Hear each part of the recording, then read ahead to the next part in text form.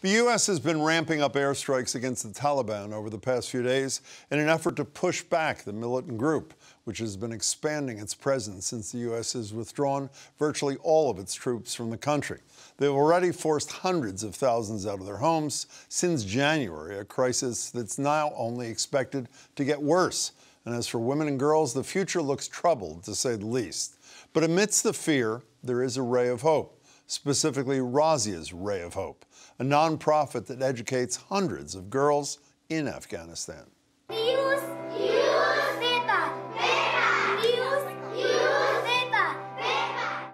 One of them, the Zabali Education Center, celebrated its 10th anniversary a few years back, which was the subject of a documentary called What Tomorrow Brings.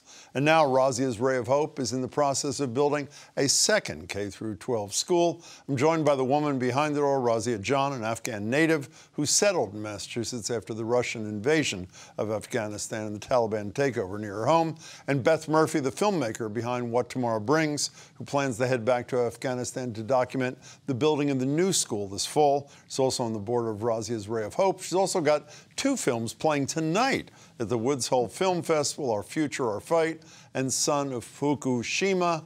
Beth, good to see you, and Razia, it's been too long. It's great to see you. Same here. Thank you so much for having us. My pleasure.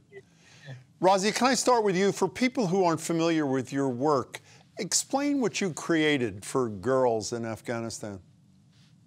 I think it's 15 years ago that I went back after 9/11. The first time that anybody could go back. And I went in January and really looked around, and wherever I went, I saw that the girls have been treated so badly. And I really wanted to make a change in a way that when I was growing up, things were so different, and girls and boys was treated the same way. Razia, when you went back 15 years ago with this dream, what level of education were girls in Afghanistan getting at that time? I think that almost nothing, almost so hard for them to really even get up to 4th and 5th grade education. And the area that I chose is a village that is supposed to be part of New Kabul, which I didn't know at that time. And there are about 13 villages there, but 6 or 7 of them are quite prominent. Mm-hmm. And I have been getting all these girls now this is our 14th year, and we had 179 girls graduating high school.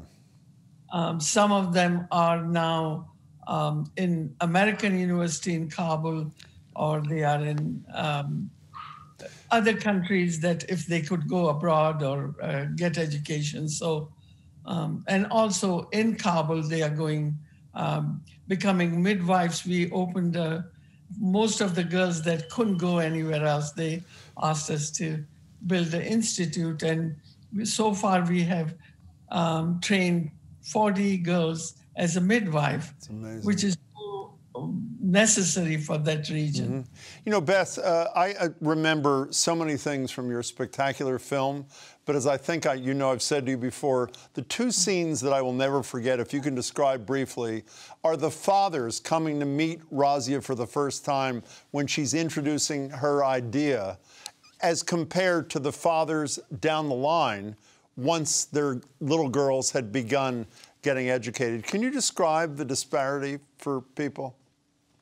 Of course, and it's so cute seeing the little clip that you played. That's Nadia. She was in 4th grade when we had that video. She's saying newspaper, and she has now graduated from high school. So it's really great. No, that was one of the really,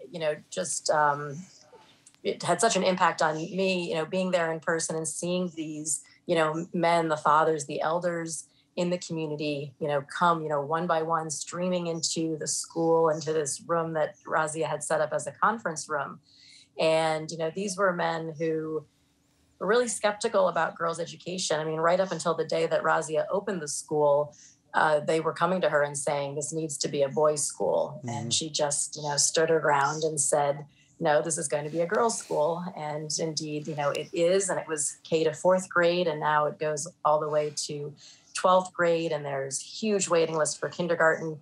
But, you know, the men, when we, you know, as an impact campaign for the film, we wanted to help the girls. And so, you know, Razia asked them what they wanted, and they all wanted to go to college.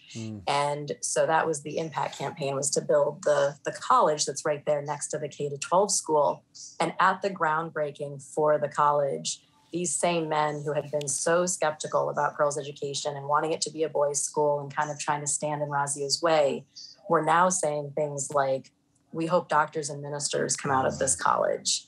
So it's just an extraordinary change. And that has a huge impact now as, you know, we see the U.S. troop withdrawal and a lot of questions about what the future holds. And the meaning of the title, you know, stays with us, you know, what tomorrow brings. And that's a very poignant question today. I just want to add one thing to your description. In that initial scene when the skeptical fathers and elders came, they would not even make eye contact with Razia. They were contorting their bodies in such a way so that her eyes would not meet theirs. It was incredible. So, Razia, let's talk about the future for a minute.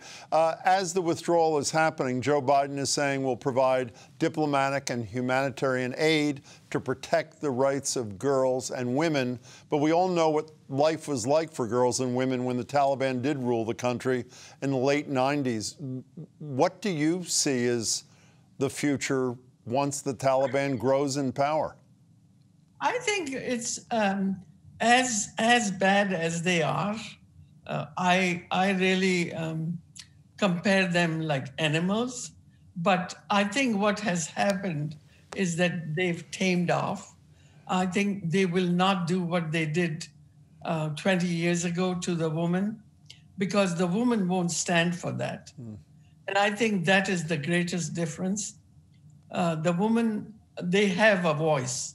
And the reason that they are not ruling right now is that there are some powerful women who are standing for the right of women. And I think I have really great faith. It doesn't really matter what's going on. We can't stop. We have to go forward, and we have to hope that these girls will become something one day, and they will help their country. And I think I can see that. So I'm not worried. And I need all the help from everybody to really keep this mission going, because I think there is a great future for these girls. Beth, as somebody who's chronicled a lot of this and plans to chronicle the next round come the fall, I've only got 45 seconds left. Do you share what I'll call Razia's optimism or hope? I do, with the school, because the Zabuli Education Center and the Razia Jan Institute has the support of the men in the community in such an extraordinary way. And not just, I mean, so many of the fathers are leaders in the school. So if you take, you know, all of the police officers in the school, the government officials, people who are working in, you know, higher education, these are the families that are sending their daughters to the school, sending their granddaughters to the school, their nieces to the school. They don't want anything to happen to the school.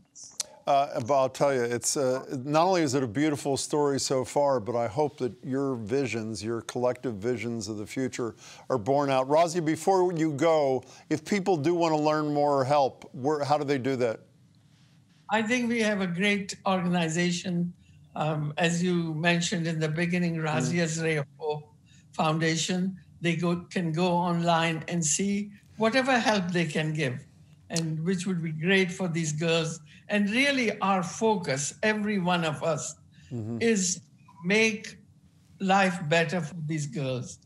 And I think so far, with all the difficulties, I think I can see the stars and I can see these girls shining. And I cannot give in. And I think nobody else should. Razia, you helped create those stars, and I hope you create hundreds and thousands more in the future. Razia Jan, Beth Murphy, it's great to see you both. Thank you so much. You too. Thank you.